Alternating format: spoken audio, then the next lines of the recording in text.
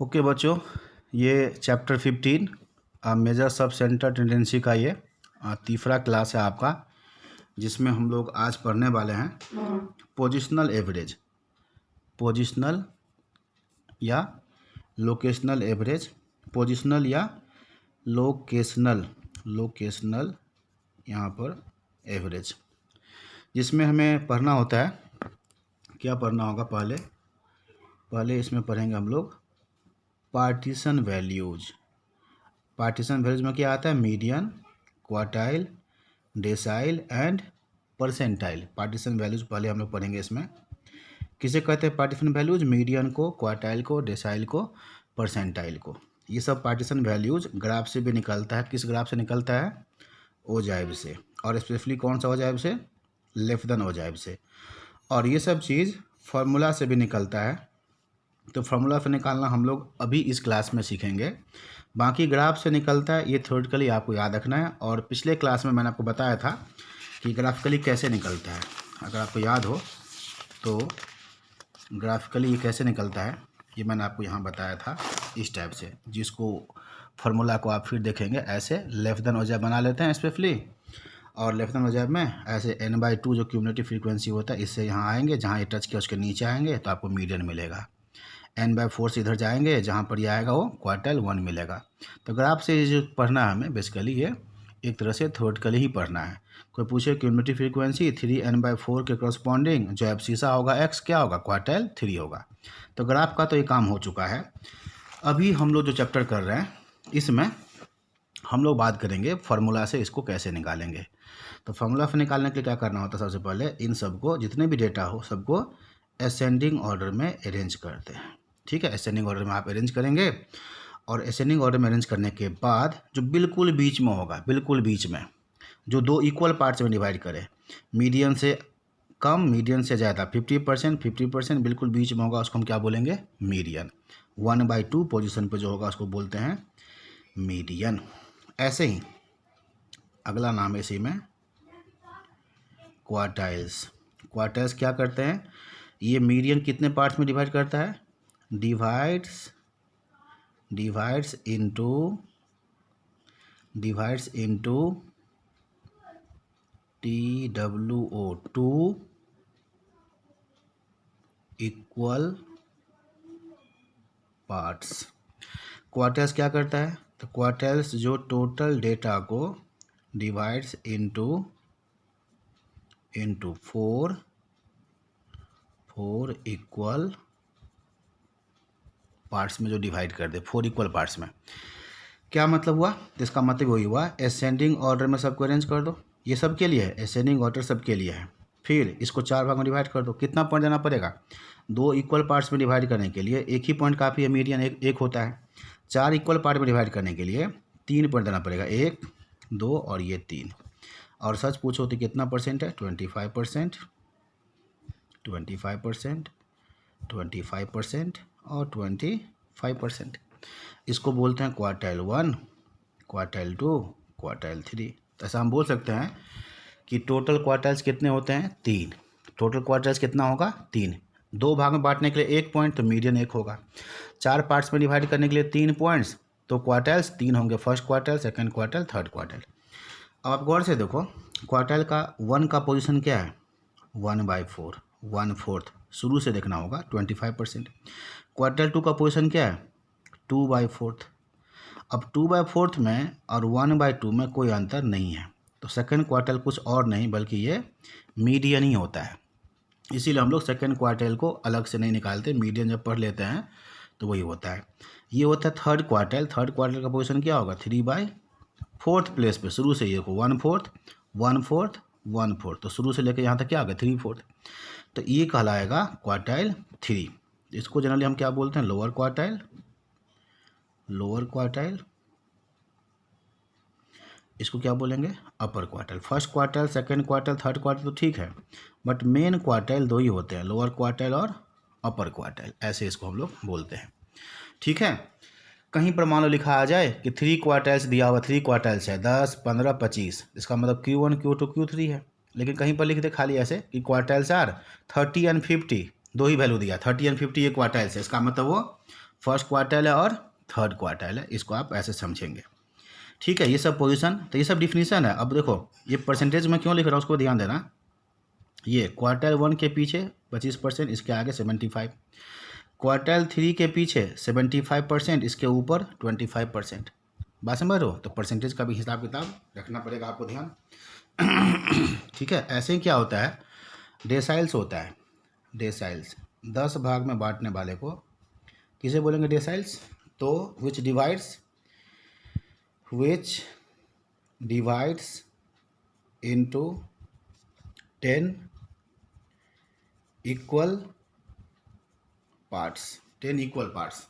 ठीक है, तो 10 पार्ट्स में डिवाइड करने के लिए बच्चे आपको एक लाइन के ऊपर 9 पॉइंट देना पड़ेगा।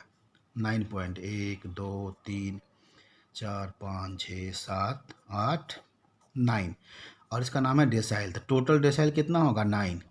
10 भाग में डिवाइड करने वाले को डेसाइल बोलते हैं, और टोटल डेसाइल कितना होगा? टोटल डेसाइल होगा 9। और ये परसेंटेज कितना होगा?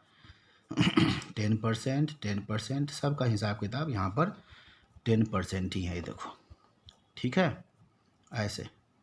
अब किसी का पोजीशन क्या है, जैसे डेसाइल 1 है, जैसे क्या पोजीशन है? 1/10। डेसाइल 3 है तो क्या पोजीशन है? 3/10। देखो ना, इसके पीछे क्या है? 30%, इसके ऊपर कितना? 70%। मतलब क्या है इसका? 30% लोग इसके नीचे हैं और 70% लोग इसके ऊपर हैं, ये इसका मतलब है। मतलब D7 का क्या पोजीशन है? 7/10। मतलब D7 का मतलब क्या? इसके नीचे 70% लोग हैं, इसके ऊपर 30%। ऐसा वैल्यू जिससे ज़्यादा लाने वाले 30% डिस्ट्रीब्यूशन है, 30% ऑब्जर्वेशन है, 30% वर्कर सोल्जर जो भी मान लो, जिसके ऊपर 30% है, उस वैल्यू को क्या बोलोगे? डेसाइल 7 बोलोगे। ये परसेंटेज का हिसाब काफ़ी इंपॉर्टेंट है। ये और बात है कि ऐसे कभी क्वेश्चन पूछा नहीं है, बट आ सकता है। क्या पूछेगा? मान लो कि वर्कर्स है और उसका ये वेजेज है, तो यहाँ पर लिखा होगा कि ₹6000 वेजेज और उससे अधिक रिसीव करने वाले 30% वर्कर है। तो बताओ ये 6000 क्या होगा? ये होगा डेसाइल 7। समझ रहे हो? ऐसे क्वेश्चन भी आ सकता है कभी। तो टोटल 9 डेसाइल है। और बताओ डेसाइल 5 ये क्या होगा? ये क्वार्टाइल 2 के इक्वल, या बोल दो ये मीडियन के इक्वल होगा। और ऐसे क्या होता है? परसेंटाइल्स। ऐसे ही होगा परसेंटाइल्स, जो 100 इक्वल पार्ट्स में डिवाइड करे, 100 इक्वल पार्ट्स में। ठीक है, ये क्या होगा? 100 इक्वल पार्ट्स में डिवाइड करते। ठीक है, अब 100 इक्वल पार्ट्स में तो अब सारे दिखाना तो मुश्किल है, लेकिन फिर भी लाइन खींच के कुछ दिखा देते हैं। देखो ये मान लो percentile 1, percentile 2, percentile 3, dot dot percentile 45, फिर डॉट डॉट परसेंटाइल 65, फिर dot dot percentile 90, dot dot P95। कहाँ तक जाएगा पता है? डॉट डॉट P99 तक। 100 पार्ट्स में बांटना है तो 99 पॉइंट्स होगा, तो टोटल परसेंटाइल 99 होगा। टोटल परसेंटाइल कितने होंगे? 99 परसेंटाइल होगा बच्चे। अब आप बात करो पोजीशन की जगह। P1 के यह क्या? 1%। 1 से 2 के बीच में क्या होगा? 1%। 2 और 3 के बीच में 1%, ऐसे चलेगा। अगर हम P3 की बात करें तो 3 के नीचे कितना? 3%, तो इसका पोजीशन क्या होगा? 3/100 पोजीशन होगा। P45 का क्या पोजीशन होगा? 45/100। तो देखो नाम याद रखना, 100 से क्या है? परसेंटाइल, अब 45 से कौन सा? P45। बताओ P65 में क्या होगा? कौन सा पोजीशन है इसका? 65%। शुरू से लेके देखोगे यहाँ तक तो 65 होगा।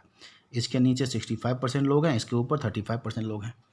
बात समझ में आ गया? तो इस तरह से ये इसका पोजीशन होगा। कैसे निकालेंगे, उसमें ये कैसे काम करेगा, ये पता चलेगा आपको। ठीक है, तो इन सब को निकालेंगे।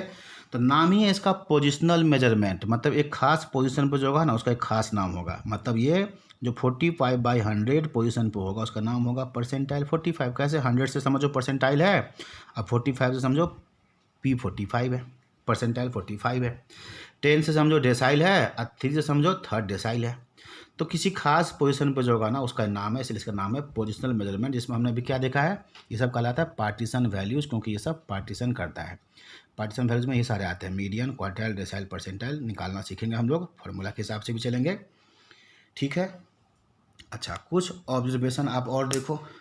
कुछ ऑब्जर्वेशन में आप क्या देखोगे, आप यहाँ पर ऐसे देखो, ये देखो क्वार्टाइल 1 और परसेंटाइल 25, बताओ क्या होगा, इक्वल। समझ में आ रहा है कि नहीं बात।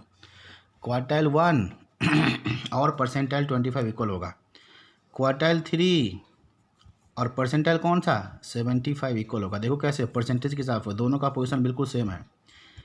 Median, second quartile, fifth decyl, अब 50वां परसेंटाइल सब इक्वल है। देख लो कैसे, मीडियन है 1/2, क्वार्टाइल है 2/4, डेसाइल है 5/10, परसेंटाइल है 50/100, सब 1/2 आ रहा है, सब 1/2 आ रहा है।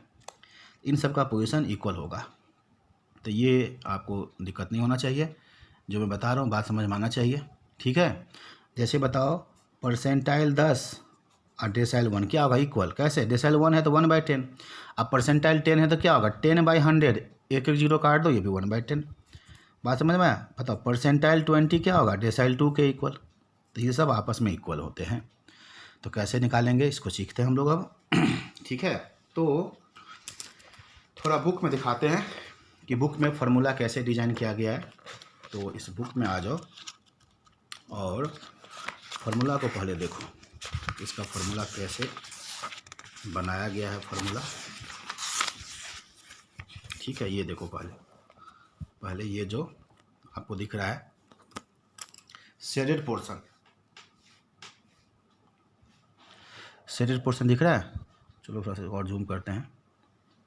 ये देखो, सबसे पहले मीडियन, क्वार्टाइल, डेसाइल, परसेंटाइल निकालना हो तो अरेंज करो असेंडिंग ऑर्डर में और ये फार्मूला अप्लाई करो। अब देखो फार्मूला कैसे है। अगर आपको मीडियन चाहिए तो आप क्या कहेंगे 1/2, क्वार्टाइल 1 चाहिए तो 1/4, क्वार्टाइल 3 चाहिए 3/4, डेसाइल 4 चाहिए, डेसाइल है तो 4/10, परसेंटाइल 65 होगा तो क्या होगा 65/100। अब आगे क्या है उसको देखो। अगर इंडिविजुअल डिस्क्रीट सीरीज है तो n+1, अगर सीरीज कंटिन्यूस है तो खाली n। क्यों, अगर 5 लोग हैं ना, 5 लोग अलग अलग है और आपको अगर मीडियन चाहिए ना तो मिड पॉइंट निकालना है, मिड पॉइंट। तो 5 लोग अगर है तो मिड पॉइंट में कौन होगा पता है, बीच में कौन होगा, तीसरा होगा। अब ये 3 कैसे निकलेगा, तो 5 में 1 जोड़ो 6 और 2 से डिवाइड करो तब आएगा थर्ड। तो जब इंडिविजुअल होता है डिस्क्रीट होता है, जब उसमें गैप होता है गैप, तो वो पोजीशन कैसे निकलता है, 1 जोड़ने के बाद जब डिवाइड करोगे तब निकलेगा। लेकिन ध्यान दो, अगर मैं बोल रहा हूँ कॉन्टीन्यूस में, मान लो कि 10, जैसे ये मान लो पेन है, अब इस पेन की लेंथ कितना होगा, मान लो कि 10 सेंटीमीटर। अब 10 सेंटीमीटर है, कहाँ जा रहा है भाई, हाँ 10 सेंटीमीटर है। तो अब इसको अगर हमें इक्वली डिवाइड करना है, 2 इक्वल पार्ट्स में डिवाइड करना है, तो कहाँ कट लगाओगे, 5 पे, 5 इधर 5 इधर। इसमें तो आप सीधा करोगे ना 10/2, सीधा 10 को 2 से डिवाइड कर दो। इसमें ऐसा नहीं करोगे ना कि 10 में 1 जोड़ के 11/2 करेंगे, 5.5 कहाँ से लाओगे। तो जो सीरीज कंटिन्यूटी में होता है ना उसमें खाली n/2 कर दो, n/4 कर दो, उससे काम चल जाएगा। लेकिन जहाँ गैप हो इंडिविजुअल डिस्क्रीट में 1 प्लस करने के बाद आता है, तो इसका ये लॉजिक है। और बाकी फार्मूला देख लो, कोई दिक्कत तो नहीं है। D4 क्या होगा 4/10, D है तो 10 लेना है जो चाहिए ऊपर, परसेंटाइल नीचे 100, 65 है तो ऊपर 65। इंडिविजुअल डिस्क्रीट में n+1 और कंटिन्यूस में क्या होगा खाली n। लेकिन याद रखो ये आंसर नहीं होगा, ये आंसर नहीं होगा। एसेंडिंग ऑर्डर में अरेंज करेंगे, मान लो 1/2 n+1 करेंगे और ये क्या निकला फिफ्थ टर्म उसमें देखना पड़ेगा। एसेंडिंग ऑर्डर में जो 5वां टर्म है ना वो आंसर होगा। तो ये फार्मूला लगाने का तरीका ये है कि उस टर्म का जो वैल्यू होगा, देख लो वैल्यू ऑफ उस टर्म का, मतलब ये फार्मूला से वो टर्म आएगा उसका वैल्यू हम यहाँ देखेंगे तब जाके उसका आंसर आएगा। बात समझ में आ रहा है। तो पहले हम लोग बात करते हैं वैसे इंडिविजुअल सीरीज़ का। इंडिविजुअल सीरीज़ में मेन क्वेश्चन अभी तक जो भी पूछा है हमेशा वही पूछता है। बाकी डिस्क्रीट कंटिन्यूस सीरीज़ का ही बताएंगे, चिंता मत करो। जैसे आप देखो पहले एग्जाम्पल 24, जैसे करते हैं एक एग्जाम्पल पहले मैं यहाँ पर मैं लिख रहा हूँ, ठीक है। ये देखो, ठीक कोई एग्जाम्पल लिख लेते हैं। मान लो ये x बराबर है, x जो भी है मीटर सेंटीमीटर जो भी होगा, यूनिट तो कुछ ना कुछ होगा ही, 10, 8, 7, 6, 8, 11, ठीक है। और एक लिख लेते हैं 15, बस ये देखो, ठीक है। और क्या क्या निकालना है इसका, चलो मीडियन, क्वार्टाइल 1, क्वार्टाइल 3, बस ये 3 चीज़ निकालना है, 3 चीज़। या एक और लिख लेते हैं कोई, डेसाइल क्या निकालोगे, चलो D6 निकालो, बस इतना, ठीक है। इतना निकाल दो, कोई दिक्कत नहीं है। या परसेंटाइल एक और लिख लेते हैं 65। चलो इतना काफ़ी है, इतना काफ़ी है। तो सबसे पहले हम लोग क्या करेंगे, इसको असेंडिंग ऑर्डर में अरेंज करेंगे। इसको असेंडिंग ऑर्डर में आप अरेंज करो। सबसे छोटा क्या है, सबसे छोटा है, क्या लिखा था मैंने, 6, फिर क्या है 7, फिर क्या है 8, 8 के बाद फिर 8 है तो 2 बार लिखो, साथ में लिखो। 8 के बाद क्या है 10, फिर क्या है 11, फिर क्या है 15। और बताओ ये सीरीज़ कौन सा है, तो सर ये सीरीज इंडिविजुअल है, इंडिविजुअल सीरीज है। कैसे इंडिविजुअल है जी, तो इंडिविजुअल ऐसे है कि डिटेल में एक्स दिया हुआ है, अलग से कोई फ्रीक्वेंसी नहीं दिया है, बस एक्स दिया हुआ है पूरा, तो ये इंडिविजुअल सीरीज है।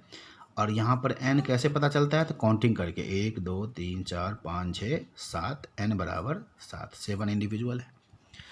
अब आपको अगर मीडियन चाहिए तब क्या कहोगे, मीडियन इक्वल टू, क्या कहोगे, median equal to value of 1/2 individual है तो क्या लिखोगे, n+1th टर्म। मतलब क्या हुआ, वैल्यू ऑफ 1/2, n+1 कितना होगा, 7+1 क्या होगा 8th टर्म। इसका मतलब काट दो तो क्या मिला, 4th टर्म की वैल्यू, 4th टर्म की वैल्यू, 4 आंसर नहीं है। अब इसमें खोजो 4th टर्म क्या है, पहला, दूसरा, तीसरा, चौथा, तो 4th टर्म क्या निकला 8 निकला, तो 8 इसका आंसर है, 8 इज़ द आंसर। क्या है ये, मीडियन। तो ये इसका मतलब है। देखो अगर मान लो क्वार्टाइल 1 निकालना है तो फार्मूला क्या होगा, फार्मूला होगा 1/4। शुरू में और भी लिखना आप चाहें तो लिख लें, वैल्यू ऑफ ऐसे करके। क्वार्टाइल 1 है तो 1/4 किसका, इंडिविजुअल सीरीज है तो n+1 का, n+1th टर्म। अब बताओ n+1 कितना हुआ 8, 7+1 कितना 8, तो 8/4 कितना है बताओ, ये क्या है n+1 8, 8/4 क्या है सेकेंड टर्म। और सेकेंड टर्म क्या है बताओ, सेकेंड टर्म क्या है 7, तो क्वार्टाइल 1 क्या है 7, ये इसका आंसर है। अगर क्वार्टाइल 3 चाहिए तो क्या लिखोगे, 3/4 n+1th टर्म। तो बताओ क्या होगा, ये हो गया, कितना हो गया 8, 4 से डिवाइड, काटो इसको तो 2, और 2 का मल्टीप्लाई करो 3 से, क्या आया 6th टर्म, छठा टर्म। अब छठा टर्म क्या है, देखो असेंडिंग ऑर्डर में खोजो छठा टर्म क्या है, पहला, दूसरा, तीसरा, चौथा, पांचवा, छठा टर्म 11 है, तो इसका आंसर 11 हो गया। ये देखो, ये मतलब है। ठीक है, अब तक तो कोई दिक्कत नहीं है। अब जरा देखो D6 निकालना है तो क्या होगा, D6 क्या होगा 6/10, n+1 तो पक्का होगा क्योंकि इंडिविजुअल सीरीज है। ठीक है, अब बताओ 6/10 n+1, n कितना है जी 7+1 कितना हो गया 8, 8 छक 48/10, ये क्या मिला 4.8। अब ध्यान दो ये 4 पॉइंट में आ गया, अब तक तो पॉइंट में नहीं आ रहा था, तो 4.8 जो निकला इसका अब आप कैसे हैंडल करोगे, जब ये पॉइंट में आ जाए तो इसका नियम ये है, इसका मतलब है यहाँ मैं लिख रहा हूँ 4th टर्म पूरा लो, इसका मतलब है 4th टर्म पूरा प्लस और लेंगे, प्लस और क्या लोगे, तो 0.8 मतलब हुआ 80% और लेंगे किसका, तो 4 के बाद जो 5th टर्म है, 4 से 5th कितना ज़्यादा है, 5वां माइनस 4th करो। मैं क्या बोल रहा हूँ, 4th टर्म बताओ खोज कितना है, 4th टर्म कितना है इसमें देखो, 4th टर्म कितना है 8, 4th टर्म कितना है 8, 8 लिखो, 8 लिख दिया, 8 लिख दिया, प्लस क्या करेंगे 80% और किसका किसका, तो ये 8 से जो 10 है ना, ये जितना ज़्यादा हो रहा है ना, ये 2 बढ़ गया, तो 2 जितना बढ़ गया उसका 80%। अगर पूरा ले लोगे 100% ले लोगे ना, 2 का ले लोगे 100%, 8 में 2 प्लस करोगे तो ये 5वां टर्म आ जाएगा। तो 5वां टर्म पूरा नहीं लेना, जितना इंक्रीज कर रहा है ना उसका 80%। उसका तरीका ये है कि 4 है तो 4th टर्म प्लस 0.8 है तो 80% किसका, तो 4 के बाद क्या आएगा 5वां टर्म माइनस 4th टर्म, तो 80% किसका, 2 का 80%, 1.6 ही बजा लेंगे, तो 8 + 1.6 आंसर इज 9.6। ध्यान दो पॉइंट में जब आ जाए तो ये कैलकुलेशन आपको करना चाहिए, पॉइंट में ऐसे कैलकुलेशन आप करेंगे। ठीक है, अगर ये मान लो क्या होता 5 होता 5, तो ये हो गया 4 टर्म प्लस 1 का मतलब क्या 100% किसका, 2 का 100% तो वही आया, 8 में 2 जोड़ोगे 10 आ गया, मतलब 5वां टर्म आ गया। तो फिर लॉजिक से फार्मूला बनाया और अगर परसेंटाइल चाहिए मान लो P65, तो लगाओ फार्मूला 65/100। n+1 कितना हो गया 8, 8 पंचे 40, 8 छक 48 और 48 और 4 52 डिवाइड में 100 क्या मिला 5.2 टर्म। इसका मतलब क्या है, इसका मतलब है पाँचवा टर्म पूरा ले लो, पाँचवा टर्म पूरा ले लो प्लस और कितना 0.2 मतलब 20% और किसका तो छठा टर्म माइनस पाँचवा टर्म।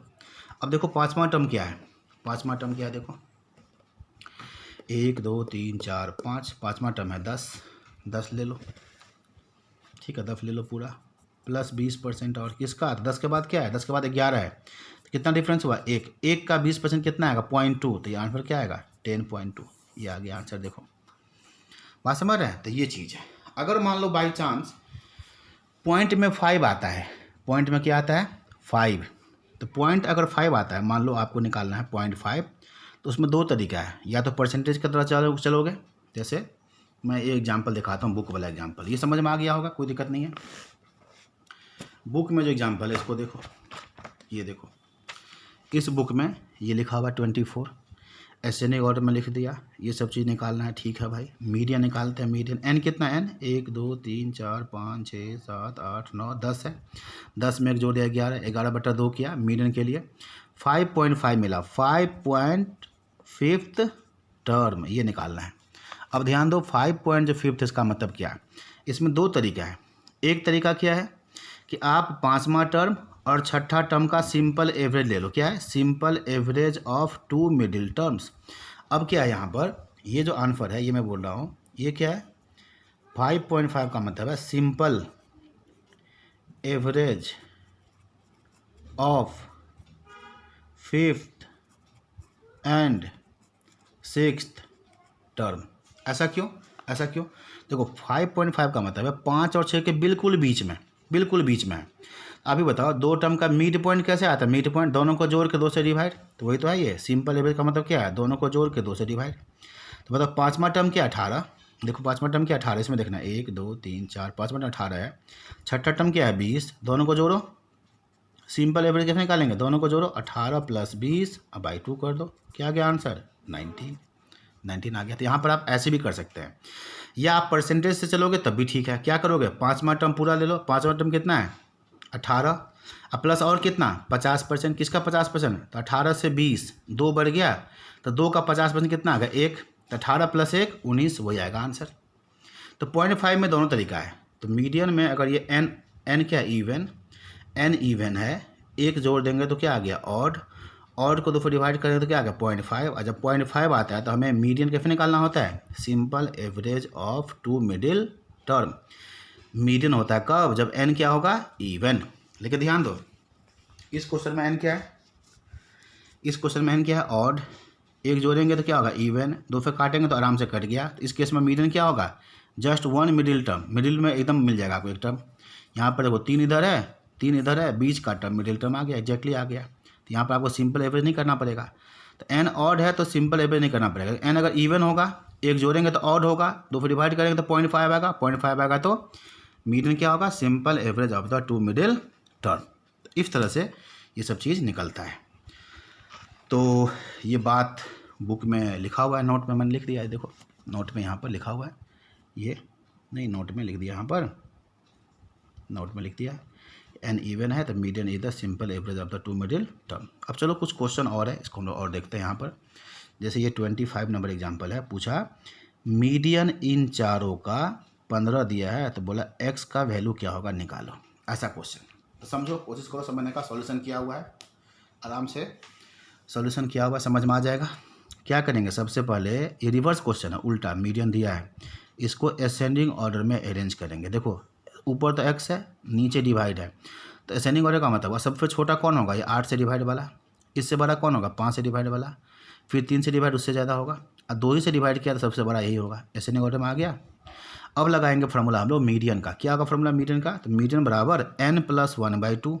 एन कितना है 1 2 3 4, तो 4 है, 4 में एक जोड़ो 5, 5/2 करो क्या आएगा, median is 2.5 term.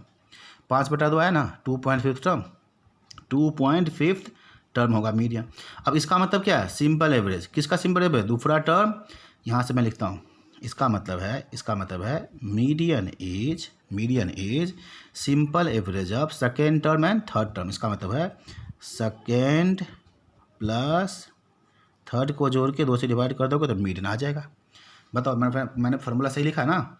2.5 term median है तो क्या होगा, मीडियन बराबर second term plus third term by 2। अब इसी चीज़ को यहाँ पर निकालो, इसी को यहाँ लिखो। मीडियन कितना गिवन है, कितना 15। सेकेंड टर्म कितना, सेकेंड टर्म यहाँ देखो, सेकेंड टर्म कितना है x/5 प्लस थर्ड टर्म कितना है x/3। अब बाई 2 कर दो, बाई 2। अब इसको सोल्व करके ये आपको निकालना है। तो मैंने इतना स्पेस छोड़ा हुआ है कि आप इसको निकालेंगे। इसको निकाल के देखो क्या आएगा।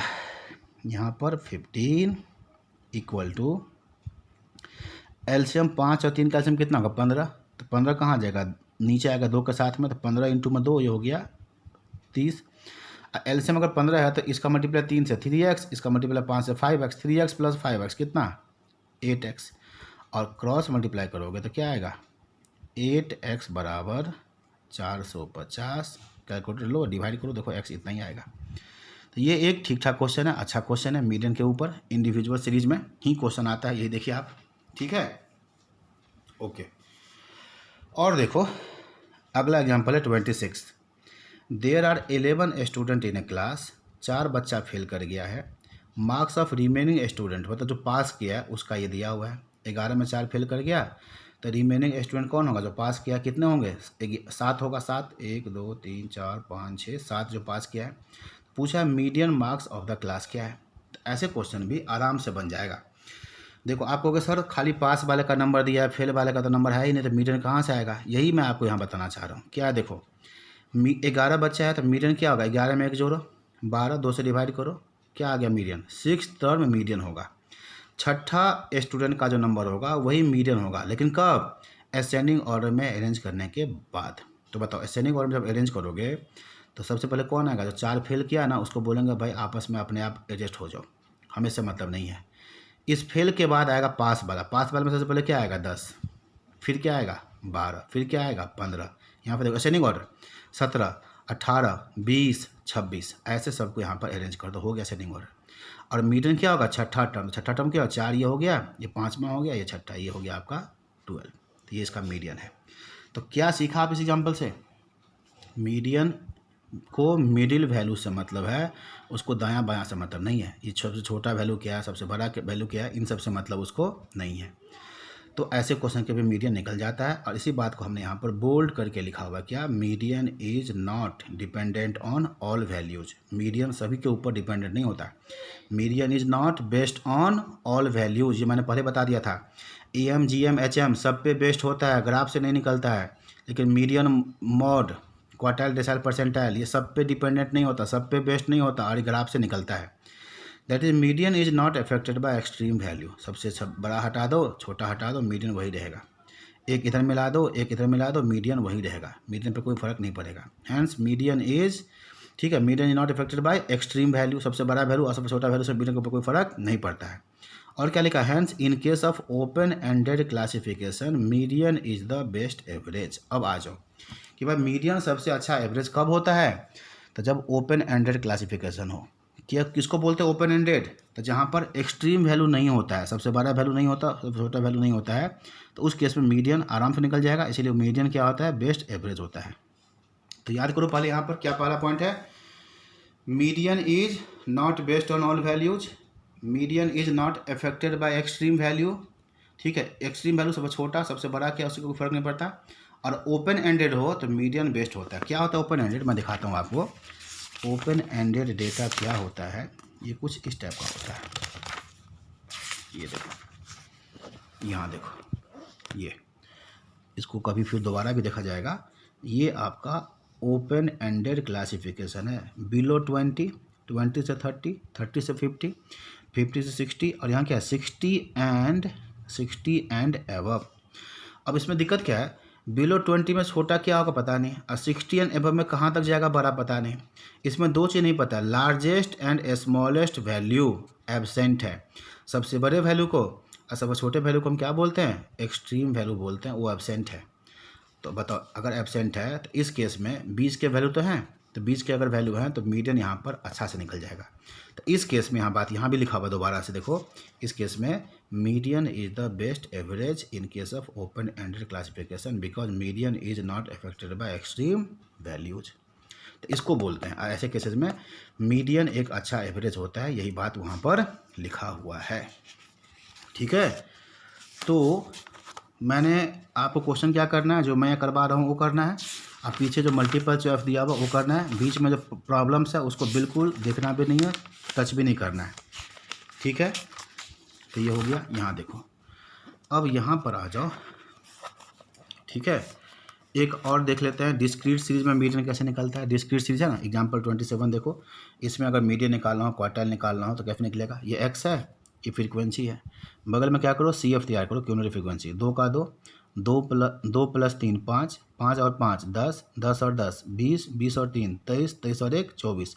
इसको बोलते हैं सी एफ। कौन सा सी एफ है ये, लेफ्ट हैंड ही तैयार करना होता है, ऐसे तैयार करो। फिर मीडियन चाहिए तो फॉर्मूला वही होगा n+1/2। n+1 क्यों, डिस्क्रीट सीरीज है ना, इसलिए n+1/2 कितना मिला 12.5। अब क्या करना है, यही सीखना है। यहाँ तो ऐसे करके है ना, तो इसको CF में खोजो, इसको CF में खोजो, कौन सा CF 12.5 के इक्वल है, इक्वल तो कोई नहीं है, तो कोई बात नहीं। इससे बड़ा कौन है, इससे जस्ट बड़ा कौन है, जस्ट बड़ा 12.5 से जस्ट बड़ा क्या है 20। 20 के सामने आ जाओ, सामने x क्या है 10, तो मीडियन 10 होगा, ये मतलब है। फिर क्वार्टाइल 1 चाहिए, फॉर्मूला लगा दो, क्या फॉर्मूला है 1/4 n+1 या 6.25। इससे बड़ा CF का है कौन है, इससे बड़ा CF है 10। 10 के सामने जाओ, x क्या है 7, तो ये हो गया 7। ऐसे डिस्क्रीट सीरीज है ना, तो क्वार्टाइल 3 चाहिए, 3/4 n+1। n कितना है 24, n क्या है 24 + 1 25 इंटू में 3 75/4 करो, यहाँ है। इसको कहाँ देखो CF में, इससे बड़ा CF कौन है, इससे जस्ट बड़ा CF कौन है 20 ही है। 20 के सामने क्या है 10, तो क्वार्टाइल 3 भी क्या होगा 10, इस टाइप से। ठीक है, तो इस तरह से आप इसको निकालोगे, बाकी सीरीज में देखने की ज़रूरत नहीं है। अब आ जाओ मॉड की हम बात करते हैं कि मॉड क्या होता है। ठीक है, मॉड क्या होता है, इसको हम लोग कैसे निकालेंगे, इस चीज़ को देखते हैं। तो देखो, ठीक है, डिस्क्रीट सीरीज हो गया, कंटिन्यूस सीरीज में लेंदी होता है तो उसको देखने की ज़रूरत नहीं है। बाकी आप यहाँ देखो मॉड क्या होता है, इसके ऊपर थोड़ा सा ध्यान दो। वेरिएबल जिसका फ्रीक्वेंसी लार्जेस्ट हो उसको मॉड बोलते हैं। जैसे एग्जांपल 28 देखो, पूछा इसका बताओ मॉड क्या होगा।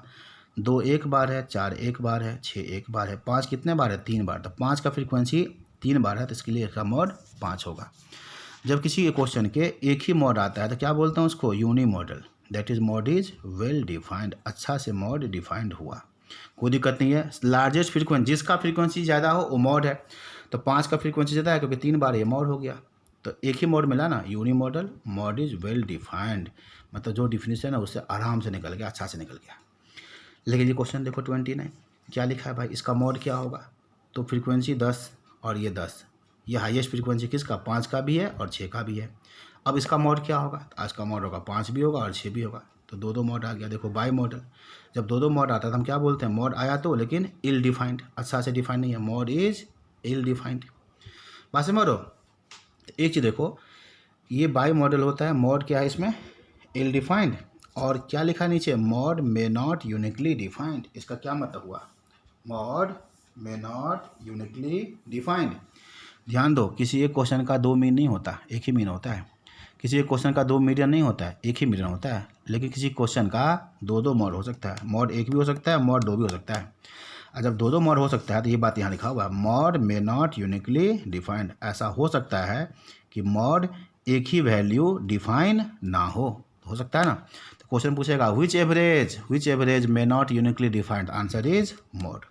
और जब बाई मॉडल होता है तो उसको बोलते हैं इल डिफाइंड। अब बाई से आगे क्या होगा देखो, और एग्जाम्पल देखो, क्वेश्चन नंबर 30 देखो।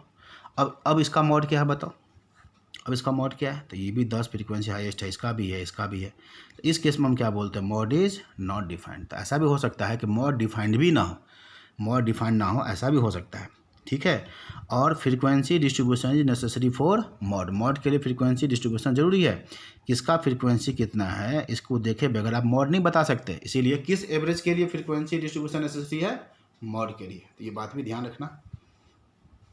इसके बाद यहाँ क्या लिखा है, ये लिखा हुआ है empirical relation between mean median mode. बहुत बार क्वेश्चन पूछा है, क्या रिलेशन है ये, मॉड बराबर 3 मीडियन माइनस 2 मीन, मॉड बराबर 3 मीडियन माइनस 2 मीन। अब इसी रिजल्ट को आप ऐसे भी याद कर सकते हो। देखो रिजल्ट क्या है, रिजल्ट है मॉड बराबर 3 मीडियन माइनस 2 मीन। अब क्या करो, दोनों तरफ मीन माइनस कर दो, मीन माइनस कर दो लेफ्ट साइड भी और मीन माइनस कर दो राइट साइड भी। ये क्या हो गया, मॉड माइनस मीन, ये हो गया 3 मीडियन माइनस ये 2 मीन और ये मीन, तो क्या हो गया 3 मीन। देख रहे हो, अब 3 कॉमन ले लो, तो ये एक रिजल्ट इस स्टाइल से भी याद कर सकते हैं। 3 कॉमन आया, मीडियन माइनस मीन, क्या रिजल्ट है ये, मॉड मीन का डिफरेंस मीडियन मीन के डिफरेंस का 3 गुना होता है। Difference between mode and mean is equal to 3 times difference between median and mean. ऐसा भी क्वेश्चन पूछा हुआ है कि भाई मॉड मीन का डिफरेंस दिया है, तो पूछा बताओ मीडियन और मीन का डिफरेंस क्या होगा, तो 3 से डिवाइड कर दो। मॉड मीन एक तरह से मॉड और मीन दो साइड होते हैं, ये देखो ऐसे होते हैं, दूर होते हैं। अब बीच में कहीं पर क्या होता है मीडियन, बीच में यहाँ पर क्या होगा मीडियन, तो मीडियन मीन का डिफरेंस ये रहा। अब मॉड मीन का डिफरेंस ये रहा, मॉड मीन का डिफरेंस ये रहा। तो ये वाला जो लाइन है, ये वाला, चलो उसको काला कर देते हैं, ब्लैक कलर। ये जो ब्लैक कलर का डिफरेंस है मॉड मीन का डिफरेंस, ये लाल वाले का 3 गुना है, ये मतलब है रिजल्ट का मतलब। तो मॉड मीन का डिफरेंस 3 गुना होगा मीडियन मीन का डिफरेंस। अगर आपको मीडियन मीन का डिफरेंस दिया है तो उसको 3 से मल्टीप्लाई कर दोगे तो मॉड और मीन का डिफरेंस आएगा, या मॉड मीन का डिफरेंस दिया है 3 से डिवाइड कर दोगे तो मीडियन मीन का डिफरेंस आ जाएगा। तो ऐसा भी क्वेश्चन हो सकता है। तो एक तो आपको ये याद रखना है और दूसरा ये फॉर्मेट भी याद रखना है। कैसे निकलता है, दोनों तरफ मीन माइनस कर दोगे तो डिजाइन तैयार हो जाएगा। अगर भूल जाओ तो, लेकिन एक तो याद करना पड़ेगा। ये क्या कहलाता है, empirical relation, empirical relation between mean median mode. तो एग्जांपल देखिए 31। ये होता क्या है, जब कोई भी दो दिया हो और एक पूछे तो आप इसे निकाल देना, ठीक है। खासकर ये कब क्यों बना, ये जब मॉड अनडिफाइंड होता है ना, मॉड जैसे यहाँ पर डिफाइंड नहीं है, तो क्या करेंगे पता है, इसका मीन निकाल लेंगे, इसका मीडियन निकाल लेंगे, इस फॉर्मूला में रख देंगे, तो इस क्वेश्चन का भी मॉड निकल जाता है। एक अल्टरनेट तरीका हो गया मॉड निकालने का। अदरवाइज आपके सामने क्वेश्चन ऐसा आएगा, मीन दिया है, मीडियन दिया है, पूछा मॉड कितना, तो 3 मीडियन, 12 को 3 से इंटू करो 36, अब माइनस में 2 मीन, 10 का 2 से इंटू करो 20, 36 में से 20 माइनस किया 16। या देखो डिफरेंस बिटवीन मॉड और मीन का डिफरेंस दिया है, कौन सा डिफरेंस है, बड़ा डिफरेंस है। और कौन सा डिफरेंस पूछा है, मीडियन और मीन, छोटा वाला पूछा है, तो 3 से डिवाइड कर दो, 3 से डिवाइड कर दो 21। तो इंडिविजुअल सीरीज़ का हो गया, डिस्क्रीट सीरीज़ का हो गया। यहाँ पर हम लोग कंटिन्यूस सीरीज़ का भी मॉड देखेंगे, कंटिन्यूस सीरीज़ का भी मॉड देखेंगे। क्यों देखेंगे, क्योंकि बहुत लेंदी नहीं होता, कभी आ जाए तो अब पूछा भी है रिसेंटली ये, तो आप इसको निकाल देंगे। तो ये देखो, ये है कंटिन्यूस सीरीज, इसका मॉड कैसे निकालोगे। तो सबसे पहले देखो किसका फ्रीक्वेंसी हाईएस्ट है, हाईएस्ट फ्रीक्वेंसी कौन है जी, ये है हाईएस्ट फ्रीक्वेंसी 18 वाला, इसको बोलते हैं मॉडल क्लास, इसी में मॉड होगा। इसको बोलते हैं pre model class, pre model class. इसको बोलते हैं पोस्ट मॉडल क्लास, ठीक है। ऐसे पहले तो ये पहचान कर लो। उसके बाद एक चीज़ और, यहाँ देख लो गैप है, ये गैप भी ख़त्म करना पड़ेगा। 0.5 प्लस 0.5 माइनस, मैंने बताया था एक पूरे का पूरे अभी कंटिन्यूस सीरीज नहीं है ये, तो 0.5 इसमें से माइनस करोगे, इसमें 0.5 प्लस करोगे, तब जाके बात बनेगा, यहाँ पर नहीं, तब जाके बात बनेगा ना। तो ये हो गया। अब ये क्या होता है, मॉडल और प्री मॉडल का जो फ्रीक्वेंसी है उसका जो डिफरेंस है उसको बोलते हैं डेल्टा 1। इसके बीच का डिफरेंस 18 और 12, 18 में से 12 माइनस करो, क्या आया 6।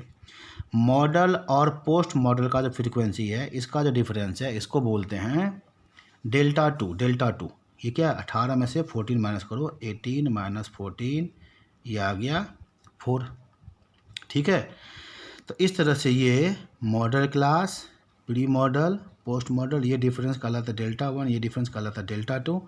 अब बताओ इस क्वेश्चन में क्लास का लेंथ कितना है, क्लास लेंथ ये बताओ, ये मॉडल क्लास है, इसका लेंथ कितना है, तो ऐसे घटा दोगे तो 4 होगा, लेकिन 4 नहीं है 5 है। कैसे, 0.5 माइनस करोगे या 0.5 प्लस करोगे तो क्या लोगे यहाँ पर 5। और लोअर लिमिट कितना लोगे, इसका मॉडल क्लास का लोअर 45 नहीं, क्या लोगे 44.5।